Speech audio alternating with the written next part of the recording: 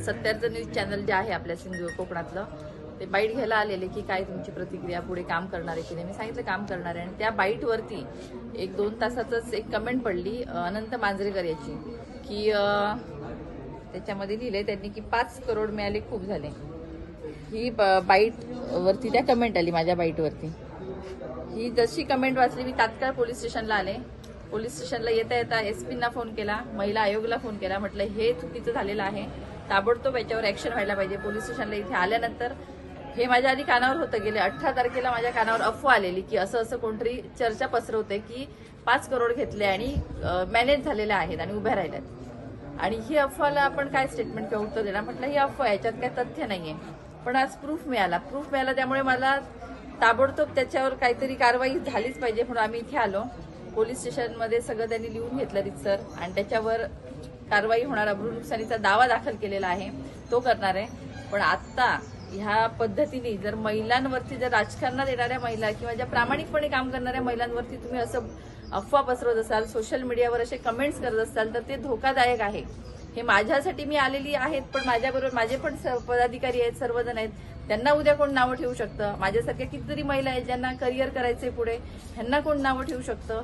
एक प्रामाणिक काम करणारी एखादी मुलगी किंवा महिला जेव्हा राजकारणात येते, समाजकारणात येते, तेव्हा सगळ्या बाजूंनी बोललं जातं. पण हे असं चुकीचं आहे. जर तुमच्याकडे प्रूफ नाहीये, तुम्ही समोर यावं, बोलावं, किती रुपये घेतले दाखव बाबा, कोणी दिले मला पैसे दाखवा ना. तुम्हाला हिंमत असेल तर समोर या. माझं चॅलेंज आहे ओपन तुम्हाला सगळ्यांना. जे कोण बोलणार त्यांनी समोर यावं आणि सांगावं.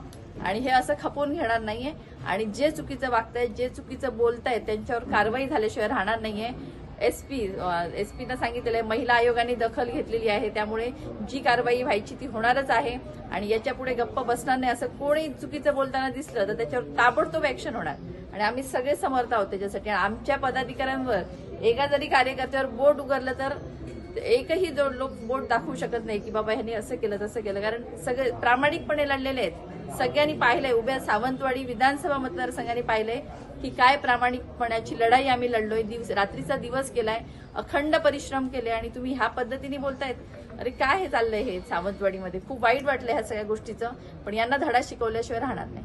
तुम्ही या नाही ते सांगितलं कोण निवडणुकीमध्ये उभे असताना तुमचे स्वकीय आणि विरोधक दोन्ही विरोधात होते, तर नेमकी ही अफवा कोण पसरवते असं तुम्हाला वाटतं? सगळ्यांनाच डोई जड झालेले होते. मला असं नाही म्हणायचं. मी तर म्हणते तिघे सत्तेतले होते. समोरचे जे उमेदवार होते तिघे सत्ताधारी होते. ते ऐनवेळी इकडे आले, काही जण तिथेच होते. त्यामुळे त्यांना डोई जड झालेली. एक महिला काम करते, प्रामाणिकपणाची लढाई लढते, स्वाभिमानाची लढाई लढते, त्याची भीती वाटत होती कुठेतरी. म्हणून हे सगळं चाललेलं. शेवटच्या दिवसापर्यंत निलंबनाचं चाललेलं, शेवटच्या दिवसापर्यंत अफवा पसरवण्याचं चाललेलं आणि प्रत्येक पदाधिकाऱ्याला, कार्यकर्त्यांना फोडण्याचं काम चाललेलं, महिलांना धमकावण्याचं पण झालेलं आहे. मी प्रत्येक वेळेला सांगते, आमच्या कार्यकर्त्यांना आमिष देऊन झाली. प्रत्येक कार्यकर्त्यांनी येऊन सांगितलं की आम्हाला एवढंच आमिष झालंय पण आम्ही काम करतोय. हे सगळ्यांच्या बाबतीत झालेलं आहे. आमच्या बूथ अध्यक्षांना फोडण्याचं काम झालेलं आहे. म्हणजे अरे तुम्ही चांगली लढाई लढा ना, सत्याची लढाई लढा ना, कॉम्पिटिशन तुम्ही हेल्दी करा. तुम्ही काय एकमेकांची माणसं फोडून रात्रीतनं आमिष दाखवताय. हे चुकीचं राजकारण आहे आणि हे कुठेच विकासाचं राजकारण नाहीये. त्यामुळे सावंतवाडीच्या जनतेला अजिबात खपणारं राजकारण नाही आणि हे दिसलंय ह्या इलेक्शनमध्ये सगळ्यांना.